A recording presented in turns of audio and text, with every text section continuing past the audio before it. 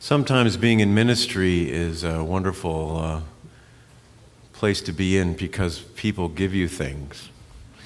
They just think that, they've benefited from something wonderful and they want to just pass it on. And this past week I was, it was alone, but it was from a man who has been blessed by a poet named Michael Meade.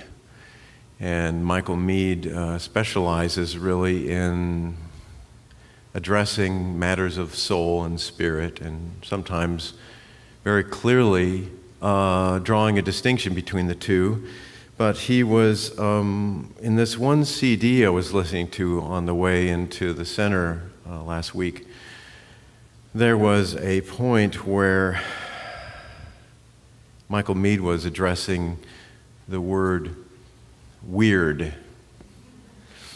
And he said that weird is or comes from the Welsh language, and that it means to have one foot in this world and one in the next. And oftentimes I reflect on the word weird and I think, well, we look at something or experience something or we hear something that says, well, that's out of the broad width of my normalcy, or that which is outside of my boundaries. But in this definition, which I found very captivating, it means to have one foot in this world and one in the next. Weird. And I was considering all the people that I've ever known, and probably a lot of folks in this room, that have been assessed as being weird. Right? That you and your, with friends and family, you may have been assessed as being just a little bit strange. And actually, I've been called that so many times in my life because of the feeling of having one foot in this world and one in the next. That people that don't or haven't had that experience may make an assessment of us as weird. But really, we are beating perhaps to a sound of another drummer, or really wanting to heal or bring unity of heaven and earth, or to heal the disconnect that we may feel in terms of being a human on the planet. Anybody relate to any of this? Or am I just weird? So I thought to myself, let's get weird. Let's get weird this morning. Gives ourselves permission to perhaps stand outside of the box of normalcy, of what it means to even be here on a Sunday morning. There is this predictability that is required by us humans living collectively in human life. And yet, there is also a desire to dance, to be in our fullness of expression. And I remember, in the Unity teachings, Charles Fillmore was married to Myrtle Fillmore up until 1931.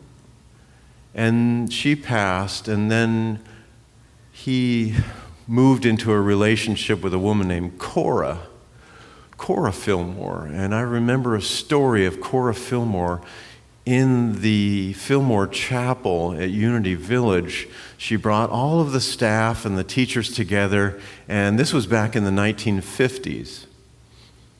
And she had everybody sit down, and she started to dance. And she started to express herself. And it was like this early beginning of the divine feminine being expressed. And all of these other people, men included, they were just kind of scratching their head going, what is this woman doing? But that is an example, really, of feeling something from the inside out and saying, I must express, I must be. And in my work and service with people over the years, there has been this continual dialogue with folks that says, I just want to be fully self-expressed. I feel like I'm in a place of quiet desperation around my life. And I would love to, in essence, get weird, to get real with that. And yet so we go and we conform. We conform and we live a predictable life. But I was looking at the word conform too, and I feel that, as Socrates said, it's so important to have an examined life, that an unexamined life is really not worth living. So unity people and people in New Thought are thinking people. We look at things, and I looked at the word to conform, and that what popped out from that word conform was con meaning false form. That sometimes you and I live in the falseness of the form that we feel is somehow what it should be to get along and go along in this world. And of course we want to conform in the sense of being part of the collective of humanity, so as not to hurt or to bruise or to create ill will with anyone. And yet, within us, as Charles Fillmore stated, there is this imprisoned splendor that really is asking to come forth and to come out of us, so that we may be fully self-expressed. So, I had this wonderful lady come up to me last week. And she, by her own report, and I told her that I was going to use some of her input to me this week. And she said, oh, all right, I guess that'll be okay. But she came up to me and she said, did you know, and by the way, this lady has had a near-death experience. So she's had one foot in one world, in the spirit world, and one in this one. And she's doing, in my opinion, a very beautiful job, because she's an elegant, warm, generous person. But she said, did you know that Jesus said, wear the world as a loose garment? Wear the world as a loose garment. And I had never come across that. And I looked that up, and it actually comes from Francis of Assisi. And the exact quote is, wear the world as a loose garment, which touches us in a few places, and there lightly. And I started looking at the life of Francis. And it's interesting that he reports about the world as a loose garment because his father was a textile merchant in Assisi. Francis was actually born Francisco Giannio di Pietro Bernardoni. And he was as a very young man, he fought in the Crusades. And he was a very sensually oriented young man. And when he came back from the Crusades, something happened in his life. He experienced an illness for an undetermined period of time, but it shifted his whole being. And he started to experience another world. In essence, he got weird. And he started to have these experiences with animals. He started to develop a mystical awareness and a closeness with God. And he didn't reject the world. He didn't reject it, but he rejected the consensus reality that we all may agree upon, that keeps us defined and keeps us limited and keeps us small. And he broke out of that through having this illness. And I'm reminded of also the Apostle Paul. Paul was a persecutor of people, initially, of the way. We've probably all heard of this story on the road to Damascus. He was going to persecute and actually participated in the stoning of Stephen, the first martyr. But then he was, as Scripture says, actually thrown off his horse by a white light experience. And in that white light experience, he was blinded for 3 days. And he was taken to a person's home where he had safe harbor. A safe harbor where he also experienced this great transformation within himself. And he couldn't see for 3 days. And it says in Scripture that he had almost like scales, like a fish over his eyes. And at the end of the 3 days, that those came off and he saw life in a completely different way. He had an experience of getting weird. And we may not even, maybe even favor that term in terms of this transformational process. But how does that feel sometimes in your life when you have an experience that is outside of the box of what you've been told to live? We may judge it as being weird, or it may be quite exciting. I've had these experiences many, many times in this life. A Course in Miracles, who some of you may be students of, calls the next world the real world, and that we are leaving behind the dream of this one. And sometimes I question, well, yeah, okay, so Francis had this experience, and Paul had this experience. How is this practical for your life, where you are right now in your own life?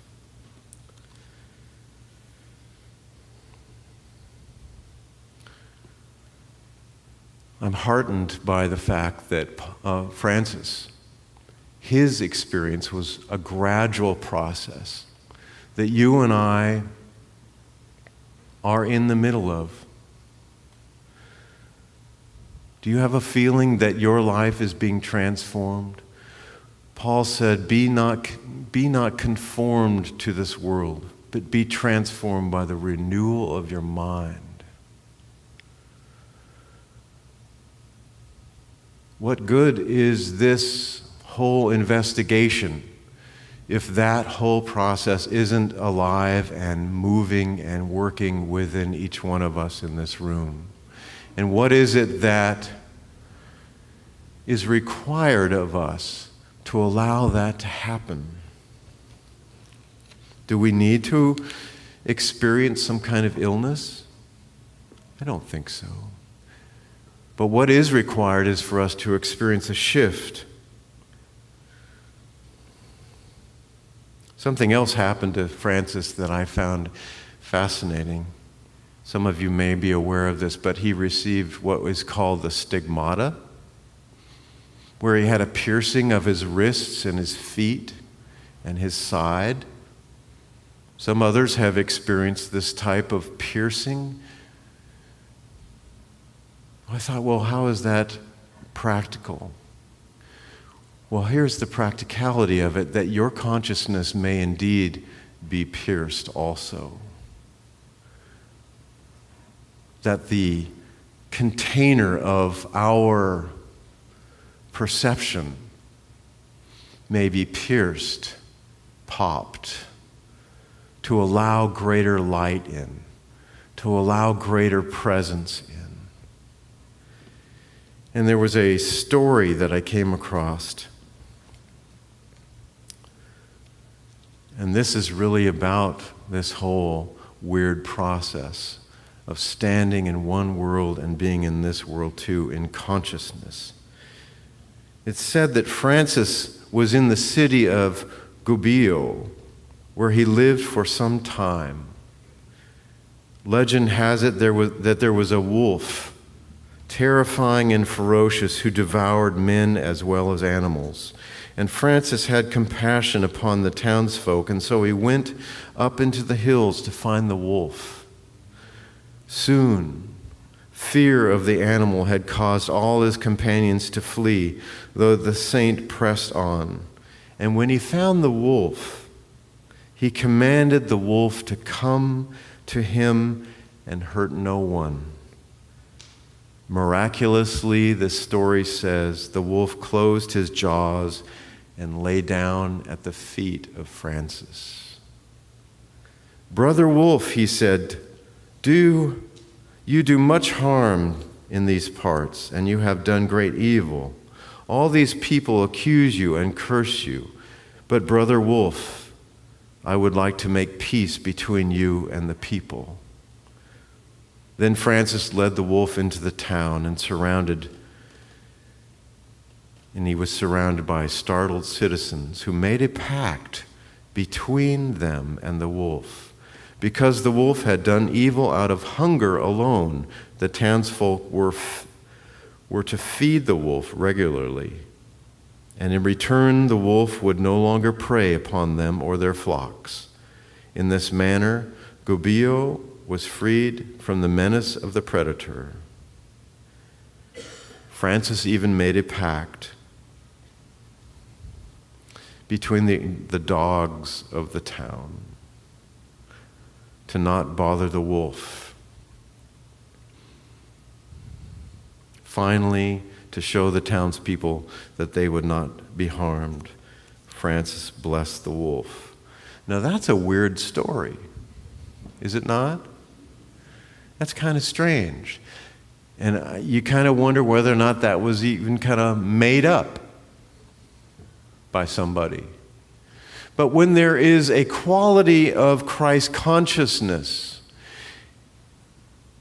and Francis was known to be almost of the consciousness of the Christ, Jesus Christ consciousness. That in the 11th century, the state of the church had become, or was becoming, quite jaded. And that there was a need for a new influx of spiritual power and spiritual light. And that he was a receiver.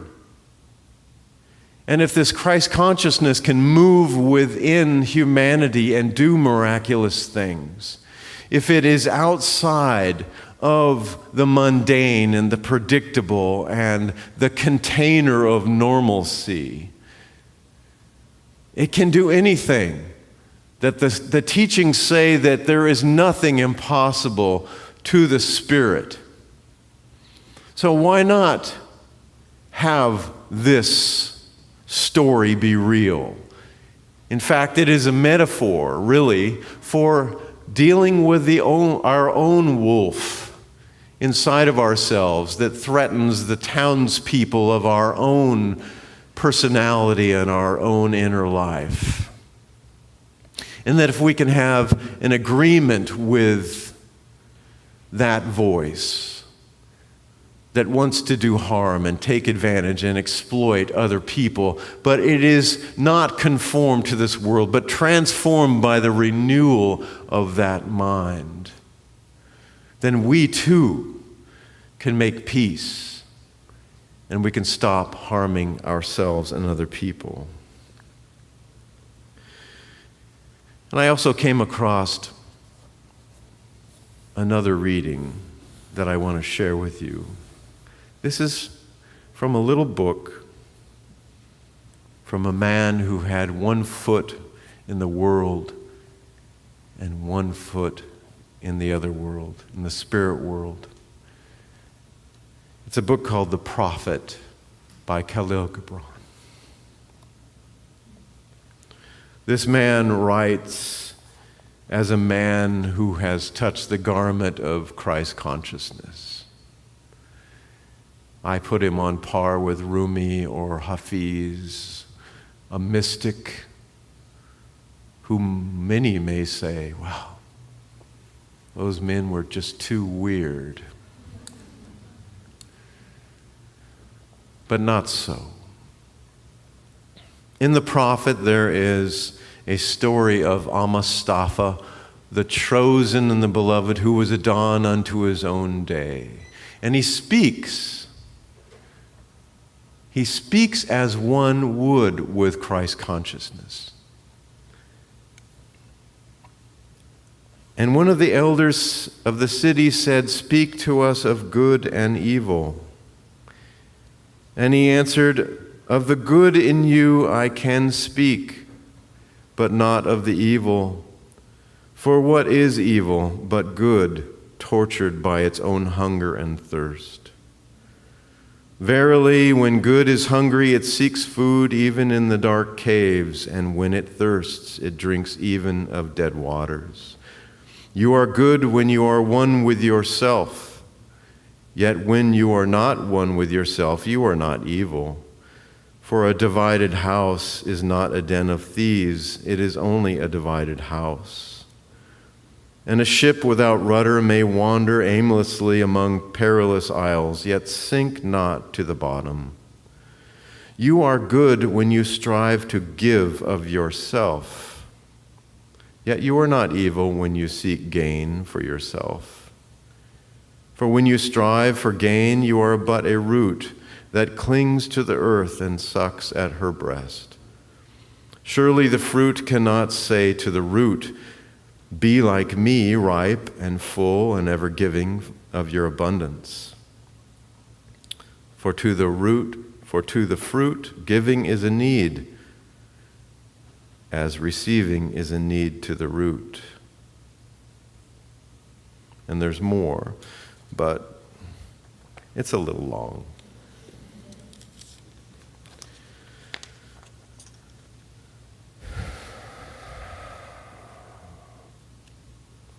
This topic of good and evil and wolves and doing harm or not harm is really one of consciousness. When we forget who we are, we err. None of us are evil or bad. We just forget who we are. And the process of this moment, even now, is a process of remembering who it is that we are. To embrace all the parts in ourselves, the wolf, the dark part, the wounded part, all of it. We may go through transformations. We may go through illnesses. We may get blown off our horse at times. But it's really about claiming the truth that is held within God mind, as we would use in unity language, the divine idea that we are.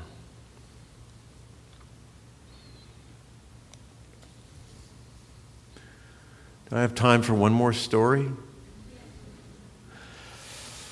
Back in about 1980, I was working in a hospital, going through college. And I had a period of very active dreaming, lucid dreaming. And I remember in this one dream, I was on a skateboard. And that may sound kind of silly or childish, but in the soul uses symbols to denote ways of getting around. Cars, trains, skateboards, whatever. So I was cruising down this long ramp into this big auditorium, maybe twice as big as this place.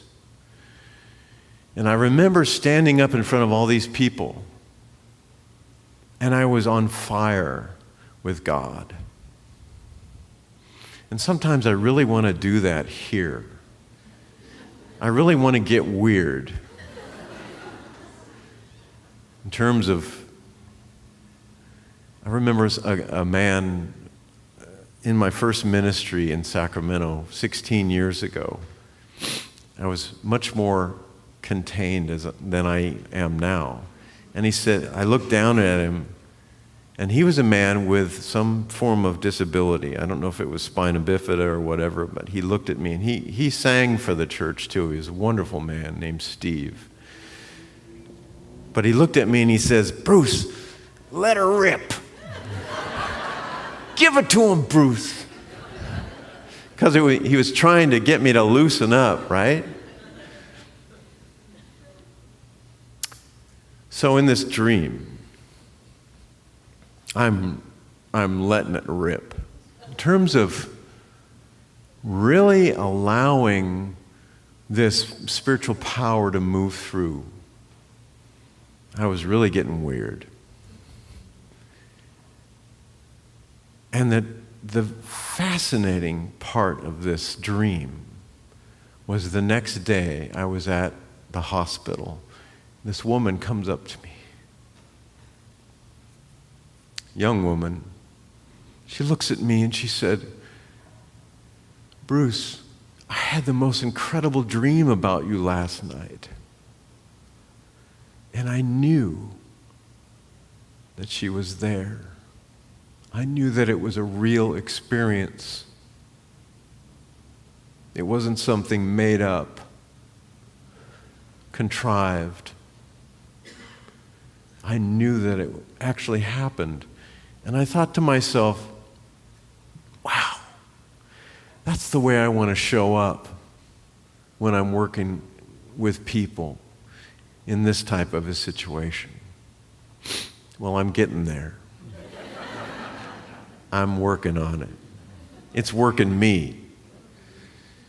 And that's relatable to you also, because we don't know how long we're going to be on this planet.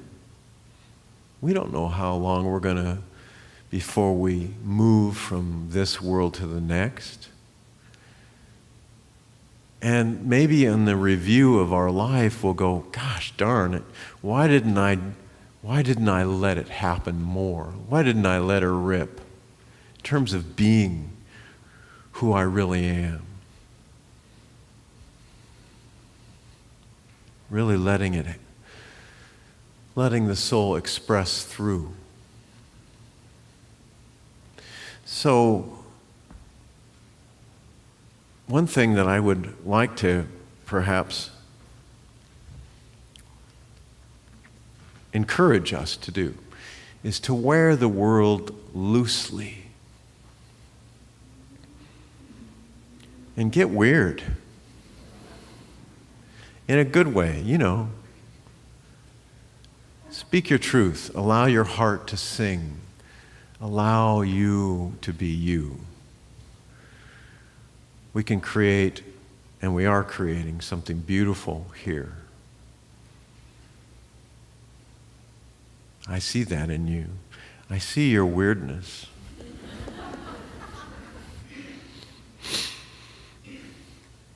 Thank you very much.